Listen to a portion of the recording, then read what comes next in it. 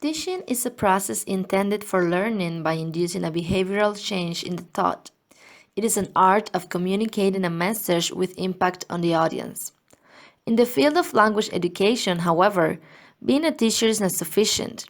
As there has been a high demand for learning foreign languages throughout the world, effective language teaching has become a prominent issue in this field.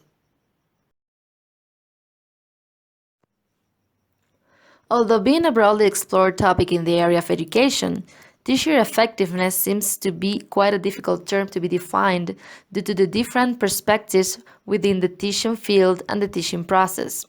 Different contexts may consider effectiveness differently.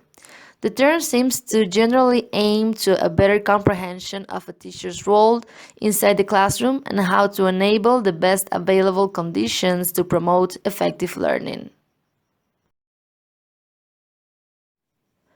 Effective teaching, thus, can be related to the teacher's conditions, resources, values, and efforts to enable students to maximize their learning opportunities. Within these conditions, in order to fulfill teachers' effectiveness, it can be found the teacher's linguistic, cultural, and methodological knowledge, the teacher's respect and attitudes towards the students, and the proper conditions and opportunities to practice the language. According to Bell, there is no single accepted definition of effective language teaching. Nevertheless, he proposes his own definition by stating that effective foreign language teaching is clear and enthusiastic teaching that provides learners with the grammatical, syntactical, and morphological, lexical, phonological, pragmatic, and sociocultural knowledge and interactive practice they need to communicate successfully in the target language.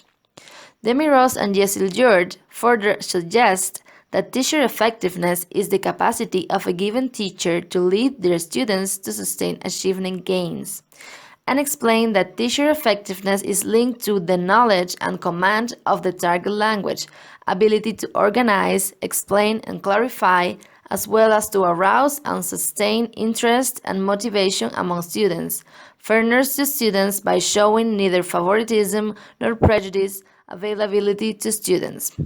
Kola, Sandin, and Allende define the teacher's effectiveness in general as one who is intellectually challenging, motivating students, setting high standards, and encourages self-initiating learning. Although this definition is not necessarily linked to English teachers' effectiveness, the authors claim that this definition applies to every kind of teacher.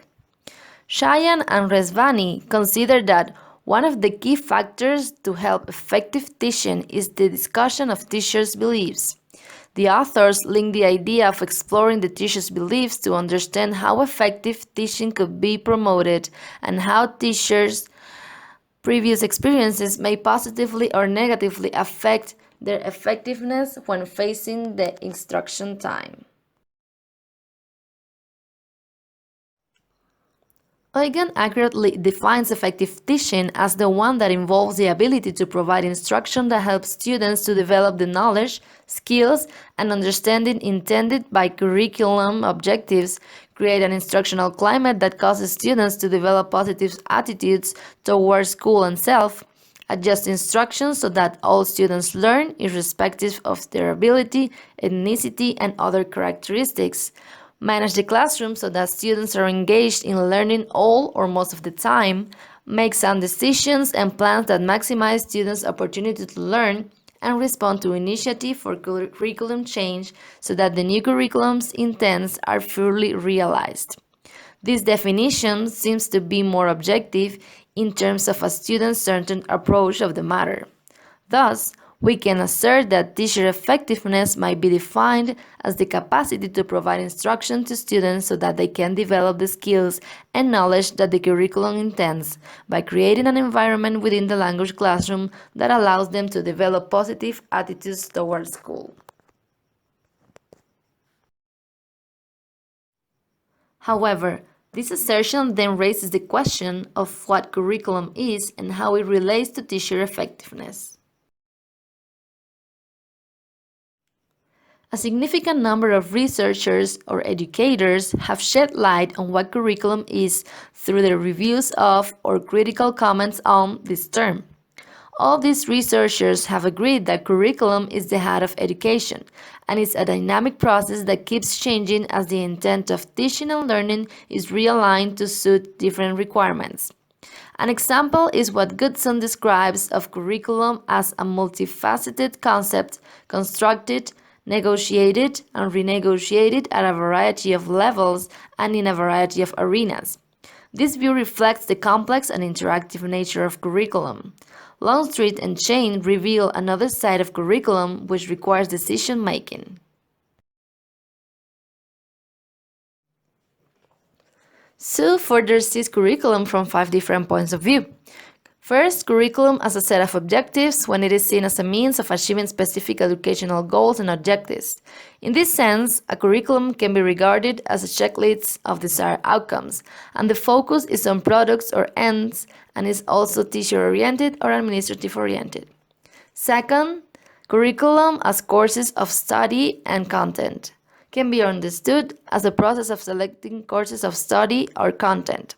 In this sense, a curriculum also either describes or prescribes the content and goals of formal instruction, but lays the means of instruction out of the foreground of focus. Third, curriculum as plans, or as sort of blueprint for systematically implementing educational activities. This sense of the term combines content with instructional methods and hence has a wider scope than the former two curricular paradigms because of the inclusions of methods.